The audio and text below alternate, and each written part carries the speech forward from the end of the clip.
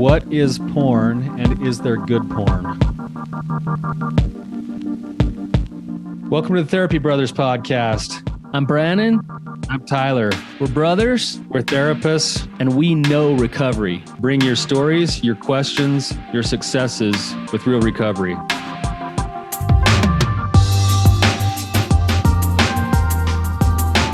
Hey, Tyler, you ready to have some hard conversations?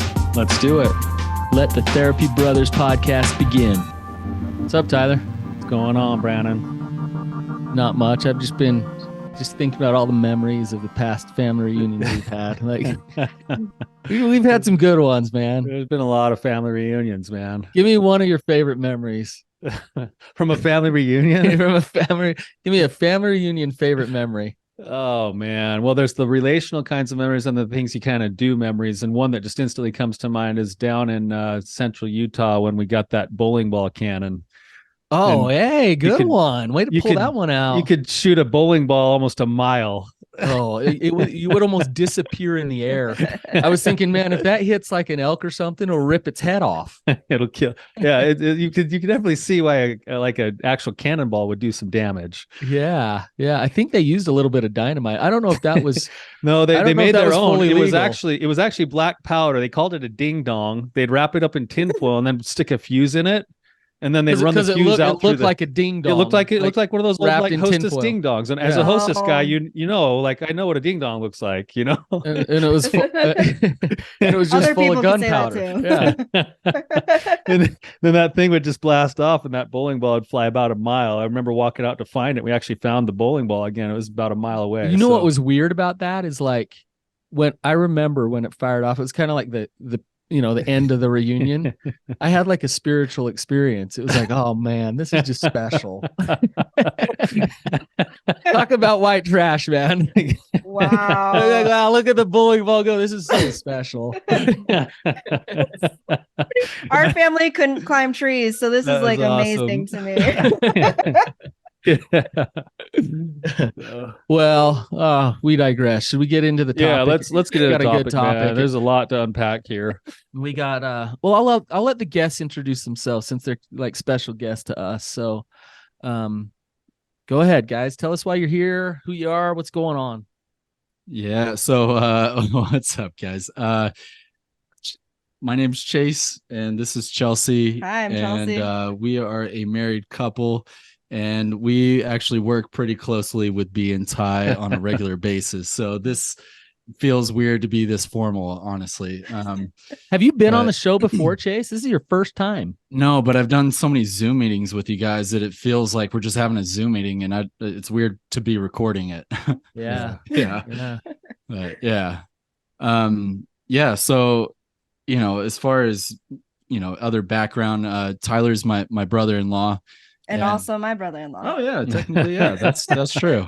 And so B is my brother-in-law's brother, and I have to tell people that brother way too from often. Another mother, though. Yeah, that's right. Mm-hmm. Yes. I remember when you let me crash at your place in Hawaii. That was a real good time. That's right. A lot of star fruit. Yeah, that a lot was of fun. star fruit Yeah. going through my system. Yes. At that time, but Lucky. yeah. So I guess a little bit about us. We're both going to school to become therapists, and both have been in this journey of addiction recovery from porn. And is there anything else for our backgrounds that would be helpful? Chelsea was on a couple months ago. Yeah, 2 or 3 a couple months ago. Yeah. Actually, before we go any further, I thought it would be kind of cool to give a quick update on some of the things that, at the end of that episode, she gave a shout out to a support group that she was trying to start because, it's hard to find a support group for women kind of dealing with these kind of things. And she's had a handful of people reach out to her, and we have a solid group. It's really cool seeing. Yeah, there's about 5 of us. One of them's from the UK. Yeah, one's from the UK. She was there already, and some other people have joined, and it's just been really cool to start growing a good friendship, keeping it That's super awesome, cash. Chelsea. Yeah. Nice job. Yeah. And there's this girl, actually, if you don't mind me asking, there's a girl that reached out after that episode, but she's 15. She didn't know where to go for resources. And because she is not an adult, I wasn't sure if you guys have any tips for her, for a 15-year-old going through issues with pornography, and what you'd recommend for her.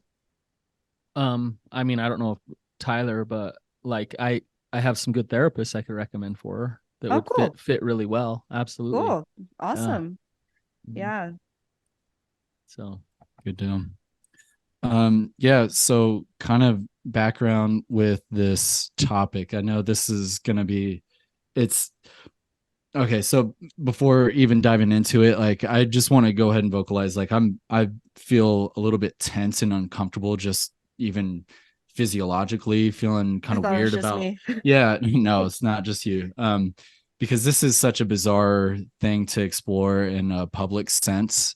Is this I mean, while it is just the four of us here, like imagining that other people are going to be wondering about the way that it's framed or some of the experiences shared, like and I do want to also say that I'm probably going to be a little bit more on the explicit side, like not just haphazard with it, but I do want to use correct terminology when I'm describing things, and it seems like it'll be relevant, so that's almost like a trigger warning if anything. But Yeah. yeah, do you have anything you want to add? I mean, I think just kind of zooming out from this discussion is my hopes in this discussion is bringing about like a greater sense of connection to humanity, that no one's alone in this. We all have questions, and I think it's so good to be vulnerable and ask those questions so that we don't just keep ourselves in the dark. So that's all I have to add. yeah.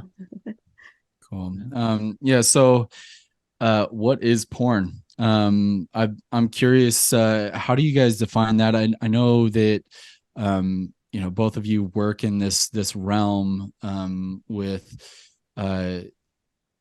pornography being presented to you as the problem, right? That it's an addiction. So what is porn in the lens that you guys see? Brandon, do you want me to start? Yeah.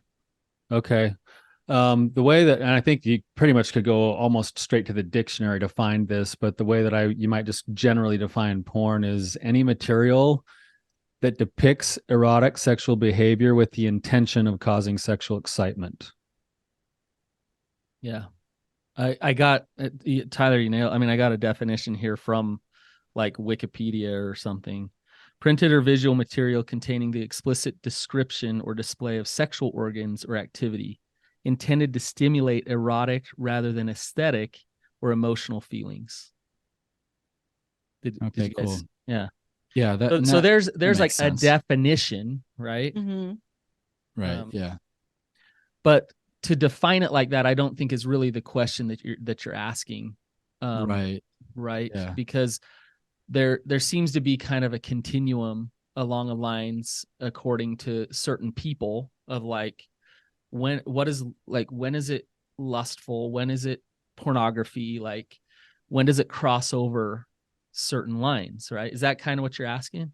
Yes. Yeah, exactly. So some examples that are kind of interesting. So culturally, Chelsea and I come from different backgrounds. I was raised in the South in a hyper religious home, and Chelsea actually was also raised in the South in a hyper religious home. So, But my parents were Filipino.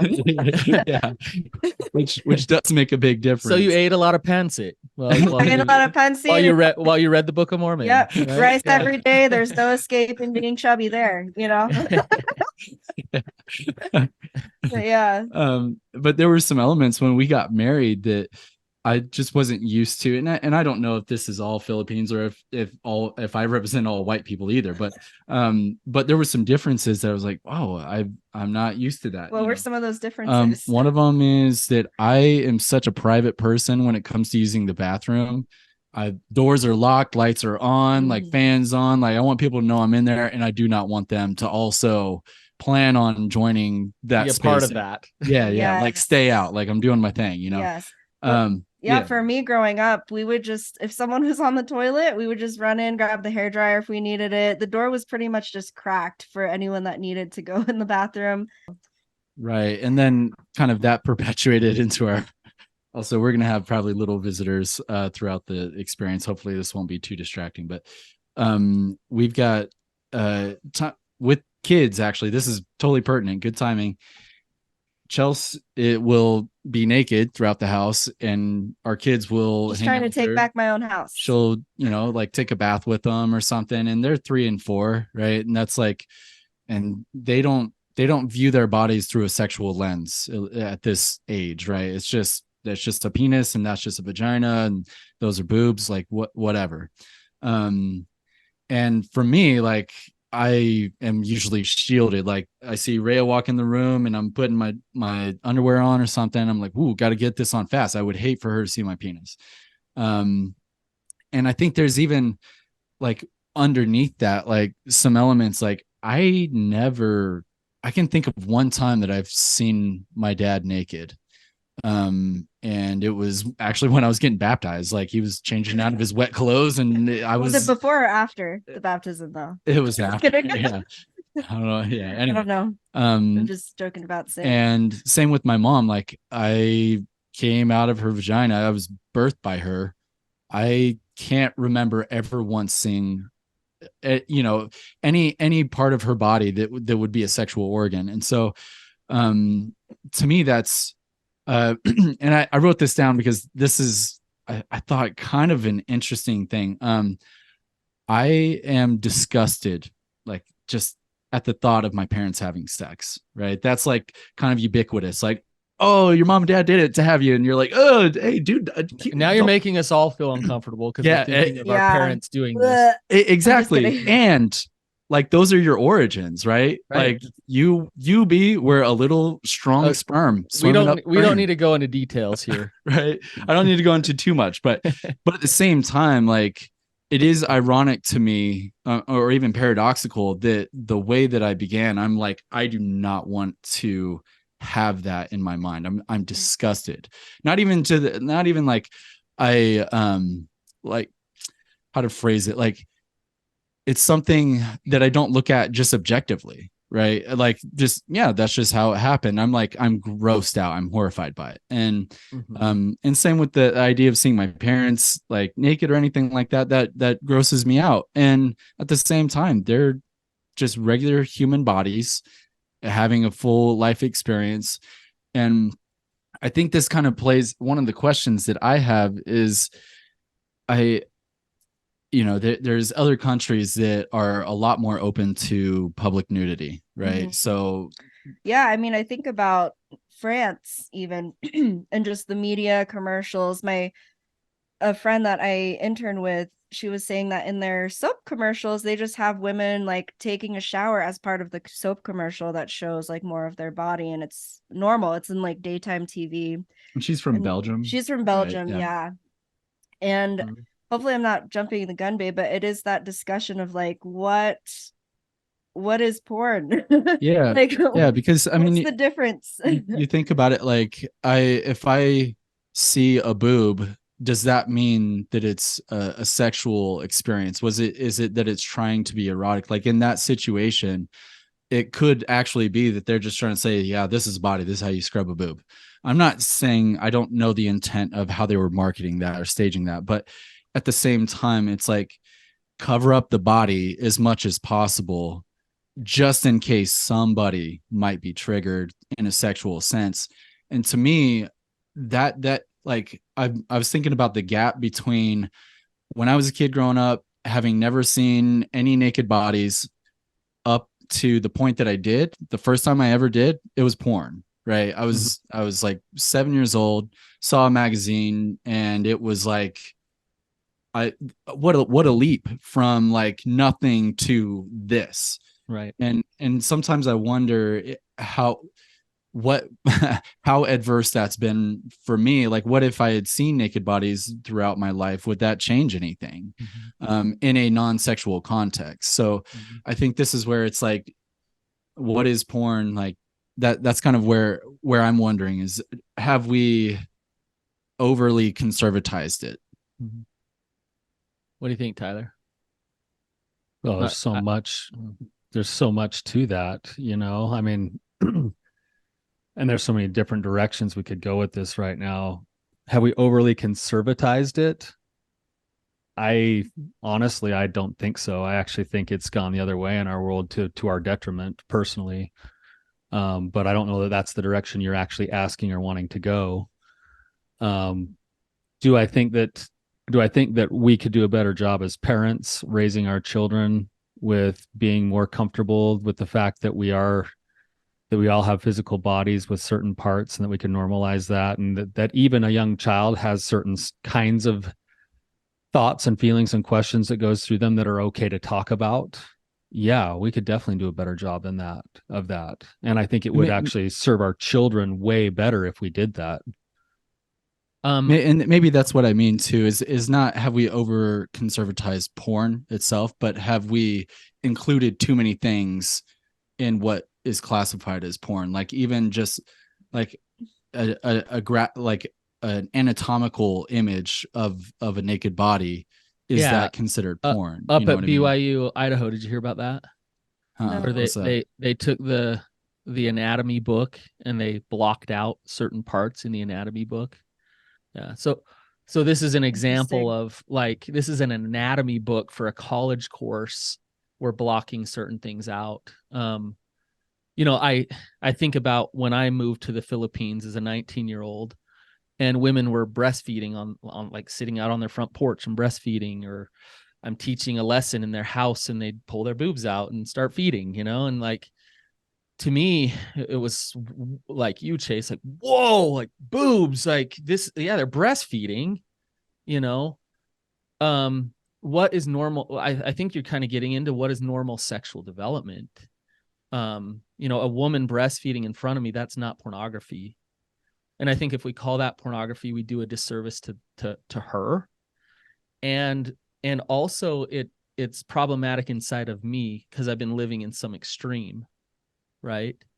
And so the soap commercial is an interesting example, because if you come back to the definition of pornography, intended to stimulate erotic rather than aesthetic or emotional feelings. So they're talking about the intention of the marketer who made that commercial. What they're not taking into account is the viewer. So if I'm viewing that from a certain experience, I might have erotic arousal from that commercial. I might not, because maybe the intention was just aesthetic and whatever, right? So what then makes it pornography? Well, Brannon, it sounds like it's a two-sided coin, with the intention of the one producing and the intention of the one consuming. Yeah, right. But the definition's saying it's all about the one producing, right? It's saying, well, yeah, it's produced with the intention of eliciting that kind of but that definition could also be applied to the person who's pursuing it, right? Like if you're the one who, like, there's a lot of people who get sexually stimulated by going and looking up videos of people breastfeeding, right? Right. That the person pursuing it is just as on the hook for what they're trying to elicit as the person producing it. It's a two-sided street. That's what you're saying. Right. So are they and this is an interesting discussion. So are they taking an image that maybe wasn't intended as pornography at all, but turning it into pornography? Is that what you're saying? I'm saying that's, according to that definition, that's a possibility. And it also, if that's true, that also still fits within the realm of this idea of addiction, recovery, or whatever, that we're pursuing a progressive victory over lust, right? So if there's something that I'm pursuing that is actually producing that sexual response for me, but to my detriment in other ways, to where my life's becoming unmanageable, even though it's not pornography by the world standards, it's something that I should have a progressive victory over, because it's not going to lead me to places in my life that I want to end up at. Right. And on the flip side, just because they throw it on the TV in Europe and it's normal doesn't mean it's not like intentionally being put out there to elicit a sexual response. Right. Just because pornography is normal in a country doesn't mean it's not pornography. Well, what is pornography? It's intended to elicit a sexual response, right? an erotic response. So and maybe that's the commercial is probably not the best one, because that there is definitely a motive there from the company to probably utilize that aspect, right? Get viewers. But even Yeah. even to the point of like, you go to a nudist beach, I don't think it's because everybody there is trying to get their rocks off. I think they're just trying to put their body in the sun. And at the same time, like that here is something like, ooh, that's hypersexual. So I think it's almost like the view on the body as a whole. Like, is it a good thing? Like, where are the lines, like the literal lines of what is public and what is private, and how that's influenced by culture? I think it's maybe this will answer your question, Chase. With Tyler, you said that we've gone too far in one direction. I think we've gone too far in both directions, and as we go too far in one direction, it pushes us to go far in the other. And that's the problem. And so when we're so black and white and so anti-sex and reject sex completely, and everything we look at is like so stimulating because we're so pent up, then yeah, there's porn everywhere. Because I can walk in a grocery store and see a girl in yoga pants and be like, oh my gosh, I can't handle this. Right. So there's a dialectic, there's a middle ground of healthy sexuality that exists, that we need to honor the healthy sexuality as much as we need to fight against sexuality that harms people and causes problems, right? Like, both of those things need to exist.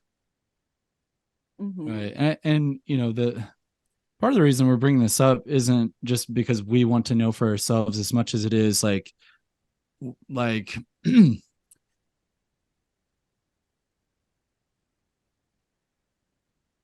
we've got these two little awesome kids, and I know that there's a better way than the way that that we were brought up, and I want to make sure that we're as aware as possible of kind of all the gotchas. Like, what is the healthiest education that we can give these kids? Because, man, it's brought a lot of pain and harm and conflict in our own lives, and that's if we can help them avoid those pitfalls, then I would love to bridge that gap, and it's not that I want to encourage my kids to go look at porn or anything like that ever. I appreciate, I think, Ty, what you said about combating the battle against lust or something like that, overcoming lust.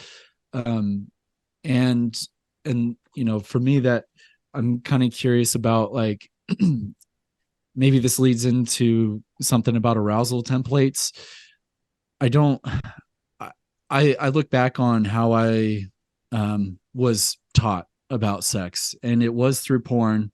It was a lot through rap music. I grew up in West Atlanta and listened to Ludacris and Outkast and Lil Wayne and all these kind of Southern rappers that they love talking about female bodies, right? And stuff like that. And so the way that I internalized that is, okay, this is what's worthy of pursuit. This is how I do it. And so it feels like I'm trying to delineate the difference between what is healthy and good that is a part of my arousal template versus what is lustful, and how do you separate those two? Is there a difference between those two? It's a great question. I want to speak really quickly to something that Brannon was saying, because I think you're right about this, Brannon, that it's a really polarizing thing between both ends of the spectrum, because you hear on one hand this like hyper conservative thing that like roots in is like, and then eventually it gets taught like, shut off all sexuality, don't want to do that. Like that's not healthy, right? And what it does is it actually plays into the hands of the other side, let's call it the pornography industry, that wants it to be such a taboo subject that the only place you're going to go is a little boy in Atlanta getting educated by Lil Wayne and the things he finds on the internet, instead of having his parents step into a conversation about the Great fact point. that he has a body that has certain things that include a sexual response amongst other things, right? And now the place where the education would be the most beneficial is totally shut down, and the only thing left is something that is evil doing the teaching to a child that's now operating from shame on one hand, and then getting an education from a place that wants to actually use and sort of twist the whole sexual response into something that is primarily only physical, for the sake of the addiction systems to grab a hold of him and have him paying for it by the time he's 35. Like, that's the problem. So the middle ground is actually the place where it needs to happen. And so I think having that discussion about what is a sexual template? And as your kids grow up, being able to have that conversation with them about their bodies, about the fact that, your son has probably started playing with himself at times, right? If he's like most little boys. Yeah. Like, he can't get his hands off his nuts. Yeah. And when that happens, there's an opportunity to be curious, to ask some questions, to have some conversations. When you start seeing him being drawn towards certain things, when you walk down the grocery store aisle 4 years from now and he's like turning his head like, whoa, what was at the magazine rack? Like, instead of like, oh, don't look at that, that's bad. It's more of like, whoa, what's going on for you, bud? Like, oh, and I think this is the place where most of us go wrong, because we can't stand to have these conversations with our kids, is that we need to make sex about the entire being rather than just the physiological. Like, the physiological is like that powerful shot. Like, we get it. It's like, bam, like it's there. But the reason why we treat sex in a certain way is because we can't, everyone tries to lie to themselves, but sex is more than just a physical response. Sex is spiritual, it's social, it's emotional, it's relational, it's tied to values. And those discussions never get had at the extremes. Mm-hmm. Yeah. It's the middle where you can have those discussions. It's sex is not what we do and don't do. Like, that's what we're taught. Like, don't do this, do that, don't do that. Our sexuality is a part of, it's part of our soul. It's deep within us. And I want to give a real example of what you're talking about, Tyler. So my 7-year-old loves his penis. Like, just, he loves it. And he gets erections and likes to walk around the house with an erection. And, we got people around. Hey, isn't he 8 now? Yeah, he's 8 now. He's 8. But he really loved his penis when he was 7, for some reason. And when he'd do that, I wouldn't pull out the cold hammer and hand him a Bible. Like, hey, hold the Bible while I hit your penis so it's not erect. Like, shut it down, buddy. Knock it off. Like, that's not what I do at all. At all. But you're also not going to have him walking through the grocery store showing it off to everybody. Exactly. And where so Augie is yelling penis at every opportunity in public. I'm like, look, dude, we got to figure out a healthy balance here. Yeah. This is the middle ground where I actually, practical use of self, would say things like, dude, like, you got an erection. That's pretty cool, isn't it? I know how that feels. It's pretty crazy. It's pretty crazy that your body can do that. That's awesome, man. Now, could you take your erection to your room where, you can be private with it? Because, like, we have some boundaries here. So it's awesome. Good for you. That's amazing. And there's some boundaries and there's some limits. And those boundaries and those limits, it might seem like that's just about shame. And it's not, because we as human beings don't feel safe when there's no limits around our emotions, around our spirituality, and around our sexuality. If I'm walking around naked in front of my teenage daughters all the time, I'm not being the cool dad who's teaching them healthy sexuality. I'm being the father at some point You're going to have DCFS on your who's doorstep. harming them. And that's not just a social construct that I No. don't believe. I think No. that's actually human development. It's not Mhm. now I get if we were in a different culture, some of those things might mean different things to my daughters. I understand that. But I think even in the cultures where they're different, where there's more nudity or whatever, they still have some level of boundary around their sexuality. It might be a little bit different than ours, but it is being taught that, hey, like we can't just have sex with whoever, whenever. Like there's boundaries when it comes to sexuality, which is healthy as a human being. It makes us feel safe, right? So boundaries with positive regard and acceptance of sexuality at the same time, that's like the sweet spot. So like my 12-year-old, I'm telling him like, hey, you're gonna see porn, and dude, you're gonna get excited by it. Like it's gonna get you excited. I promise you. And when you do see it, like what I want you to do is at least I want you to come talk to me about it. Tell me how you felt, what it was like for you. And I'm leaving it at that for him. Why do you think I'm leaving it there for him? I'm not going to exploration. There's no, you're not shutting them down. Because I want to teach. I want to be there with him. I want to help him understand himself. And then I want to have him have the power to choose his behaviors and not use shame to do that. Right. Mhm.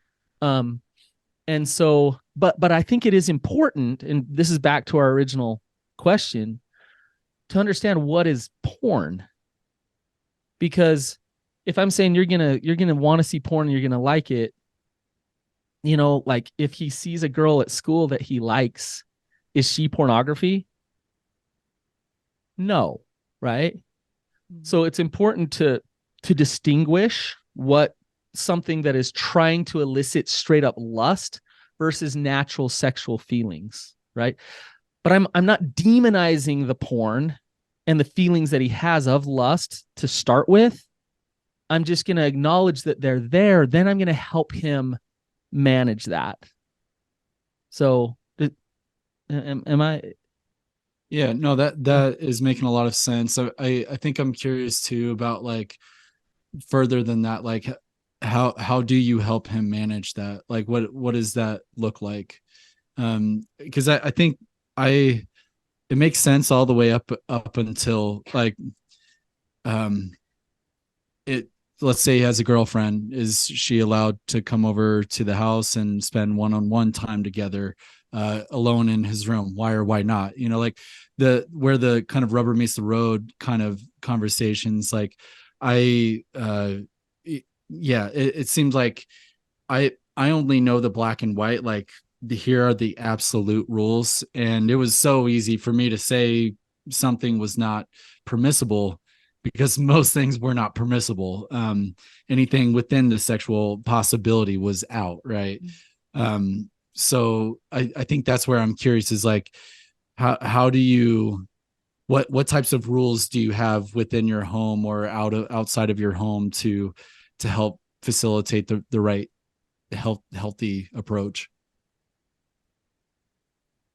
I think, you know, before we get into like specific rules, to me, it's more about values. It's more about the conversations that you're having with your kids as they grow, to understand both sides of the coin we're talking about here. That as Brannon's talking to his son, he's saying, yeah, that's totally going to light you up because you're designed to be lit up by those things. Mhm. Like there's a reason why it's $100 billion a year industry, is because they got that part right. Like they got the light up part right.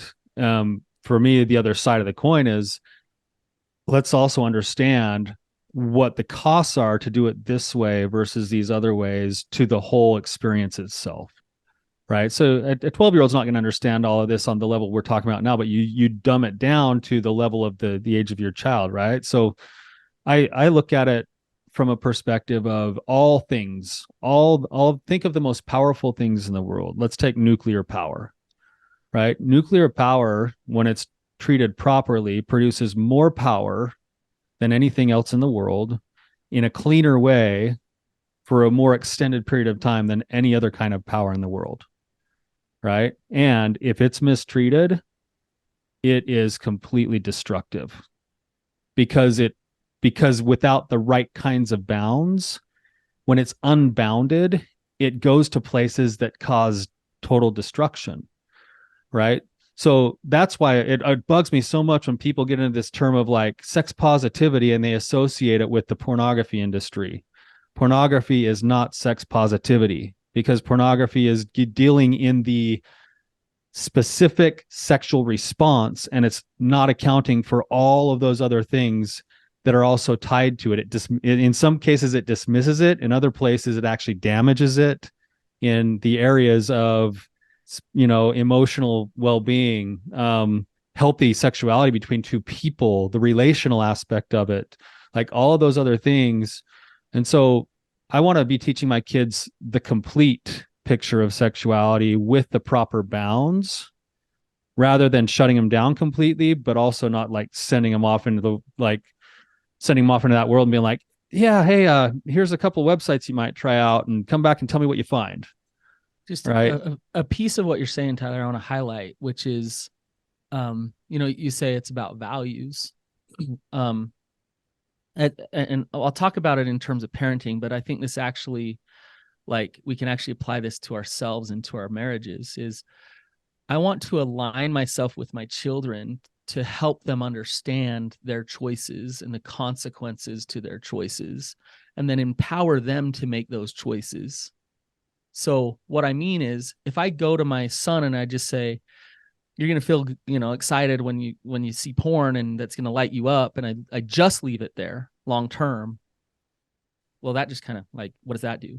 But then if I have further discussions and I help him understand what kind of life he wants and what kind of choices he wants to make and what kind of relationships he wants, you know, my guess is he probably won't choose to just indulge in porn every day. Because he'll understand, like, hey, I want my sexuality and my relationship to be what Tyler's talking about, which is whole. It's not just purely physical and purely results oriented and purely on a screen, right? So I want to empower him to do that. Now, how do we apply this to ourselves and to our relationship? It's the same thing. If we come to it with can't, nope, nope, nope, and that's all it is, then it goes underground and it becomes compulsive. When we come to it saying, I'm going to be an open human being, I'm going to be authentic, and I'm going to make my choices as I step into them, and I'm going to understand the consequences to those choices. Therefore, I can be open with my spouse, I can honor my sexuality, and I can choose what I want and what I don't want, right? Which is way different than force and control.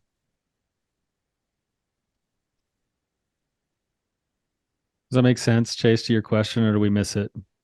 No, I mean, I think that's nailing it. I mean, I guess I'm imagining what these kinds of conversations will be like once we're to that stage. And I think it almost seems like what matters most is having a healthy relationship with your kid, and having just open dialogue and kind of just faith in their abilities to make decisions and to fail. Let that be okay. Listen to what you just said and apply that to yourself and apply that to your spouse. What really matters is having a healthy relationship with yourself, allowing yourself to make mistakes, to understand yourself better, and then to choose what you want, right? Having that healthy relationship with your spouse, same thing. Room to fail. And I think I'd add one more thing to what you said there is, and in the process of that, do some learning. Like, failure alone isn't going to do anything unless that failure is used to do some learning. And that's the whole, I mean, if you look at it from a Christian perspective, that's the whole design of this life, is to, you get a body and you get choice. That's what you've got when you come to this world, and you get to use your choice, hopefully, to do a whole bunch of learning and eventually learn to align yourself with the will of God for you, which means being honest with yourself and coming to an understanding and knowledge of who you are and your value. And if we're teaching our kids to work towards those things, then we're doing them a service. We're acting in the same in alignment with God. The key is that we're there to help do the teaching too. We don't just leave them there. So, Tyler, I want to ask you, yeah. When we found porn under that tree in that park, when I don't know how old I was, Dude, I think I was probably like 11 or 12. I know, I was like 10, and we were over that park with a lot of creepy people all by ourselves. And we found a porn magazine, and it was like hardcore porn. It wasn't like, that's the first thing my first initiation was like hardcore porn. Yeah. So did we fail in that moment? Because I was 10, and I remember arousal and right. Did we fail in that moment? Well, I mean, we were ignorant. Right. And so what you just said is important, is the teaching behind it, to have that a parent where that parent could help us navigate that. That's an actual awesome learning opportunity for us. To have that there for us. So yeah. Contrast that, Brannon. I didn't, it lit me up, and I was curious, and I was like, I couldn't understand what I was seeing, but I didn't tell anybody. And I ran home. I didn't either. And then I went back by myself when no one else was around, because I had to go try to figure out what had just gone on. Right now, contrast that with, several years ago, my daughter, I was chaperoning a camp she was at, and all of a sudden in the middle of the night, I hear her voice outside my tent. She's like, "Hey, Dad, I got to talk to you." And I'm like, "Okay, what's going on?" I thought maybe she's getting bullied or something. She's like, "I got a question." And I said, "Okay, what's your question?" She said, "What's a blowjob?" Like, and the inside of me was like, "Oh, are we going there at like 1 a.m. right now? Seriously?" Like, like, "Okay, come in here." And I sat down and I talked to her about what that was. And she looked at me with this like look on her face, like, "Well, why would I want to do that?" Well, like, and we kind of just had this talk. And then she just kind of nodded her head. And she's like, "Yeah, thanks, Dad." I'm like, "Okay, well, why are you asking the question?" And she said, "Oh, because there was a conversation going on, and they were talking about these things, and I didn't understand it. And I just wanted to understand it so I could be a part of the conversation." And I was like, how awesome is it that she felt safe enough to come and talk to her dad instead of get on her phone and type in those words? Right. And how cool was it that she was able to hold that conversation and go, "Oh, okay. Doesn't sound like something I'm interested in right now at age like 13, but okay, I guess that's what people do sometimes." Like, boom, she'd go back in and finish her night off and not feel ostracized, not feel weird, not feel bad, not feel ignorant. Like, but the line of communication was open, and she knew that she could come and step into it without that, like, "Oh my gosh, let me go back into that cabin and line out all those kids about what they're talking about," or whatever else is going on. Right. It's so different than, Brannon, that first day at Sugar House Park was instant secrecy. Automatic. Instant automatic secrecy. Nobody knew about that until we were adults. And then we all like, even you talking to you about it. I never even approached it with you. No. Like, yeah, but pretend that didn't happen. Like, yeah, we just hid it under a bush, and then, we both went back later to try to find it. Well, you found it, apparently. Someone had thrown it away. I found it, but I think actually one of the other guys that we were with, I should throw his name out, but I don't know if he wants to be outed. I think he went back up there and did the good boy thing, and he threw it in the river. I'll just call him Stubby, man. Stubby's the man. Those poor fish. He is the man. So yeah, I really love that story though, Ty. I love how your daughter was able to openly converse with you about those things and not keep it a secret. And this has been such a good discussion. I've had so many thoughts, but I think one of them that stands out for me now is just being like studying social work and dealing with like homeless populations, drug addictions, all these big things going on. People are asking me like, why are you wanting to focus on porn when there's so many other things going on in the world? And I think with what we've talked about, it's this idea of just porn not being the defining aspect of human sexuality, and wanting to really emphasize how intimacy can be such a beautiful thing that isn't defined through porn. I don't know if I phrased that right, but I love it, Chels. yeah.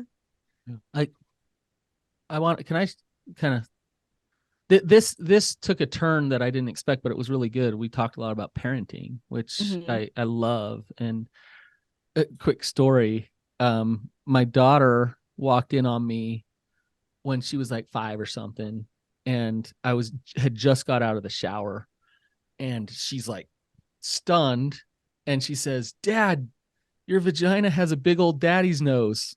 And I just thought, oh, okay, like I gotta teach my daughter what a penis is, you know. And then next week in church, like it's during the quietest time, like during the sacrament, like right, and she yells out, "Daddy, you have a penis." And you're like, that's my girl. Okay, all right, yeah. That's funny. Yeah, my kids, like they're I've gotten to the point where I'll sit down for dinner like, "Hey, do you guys want to talk about sex?" "Oh, again?" Blah, you know. And I'm like, "Oh man, I love talking about it. It's great," you know. It needs to be this thing that is very normalized and okay, Yes. and comfortable to talk about, you know. Yes, I was just telling Chase, I think my goal of, one of my goals is just to be able to talk to the kids about sexuality, like any questions they have, because I want to make sex the least sexy thing at home, you know? Yeah, Like, it's don't make it just something. mysterious. Yeah, just make it part of the human experience where you can ask questions. There's boundaries, yes, but that is part of the discussion that takes place in our whole lifetime, I think. Yeah, absolutely. Yeah. And Chelsea, you can do that discussion in age appropriate ways Yes. without demonstration. Yeah, that's true. You That's know? true. So yeah, but I think you're right. Like I actually think that's how you inoculate someone from the risk of an actual full-on addiction to pornography, is you help them come to an understanding of healthy sexuality, and then they start to see that what they're doing is either going to hurt them and the values they want to live, or it's going to help them in the values that they want to live. But now it's gone from it, you move it into choice rather than compulsion. And that the way you get there is through conversation and education, right? So Guys, thanks for coming on. Thanks for bringing just a great question. And just thanks to Chase and Chelsea for being them. And the Therapy Bros podcast, for all you listeners, would not happen and would not be, we would not be here today without Chase. So and Chelsea's his best support. So you guys have no idea how important he is. So I actually remember when you came up to the office in Logan, and we were sitting around talking about different ideas for projects to work on. You had mentioned something like, I mean, we're both brothers and we're therapists. And I was like, well, why not have a podcast called Therapy Brothers? And I think you guys kind of laughed it off for a little bit, and I remember it just like sticking with me. I'm like, holy crap, that has to happen. I bought the domains and started getting the podcast set up, and then was like, all right, when are you recording? We're ready to go. Boom, here we are, years later. So right. We're coming up on our 300th episode here. We're getting not too far off from it. It's pretty crazy. That's right. Like, I think I don't know if you guys saw that text, but there's over 600,000 downloads. Nice. Wow. That's a lot. Awesome. It's wild. So Did not come from me. I'm just kidding. I guys, not a follower. Guys, if we'd love to get more downloads, so if you like this episode, don't be shy to share it. I think there's a lot of good parenting advice in here. Yeah, we joked around a lot and stuff, but if you go back, listen to the principles of what we talked about, I think it's really important for your kids, for sexual development. And thanks for listening. We'll see you guys. Thanks, guys.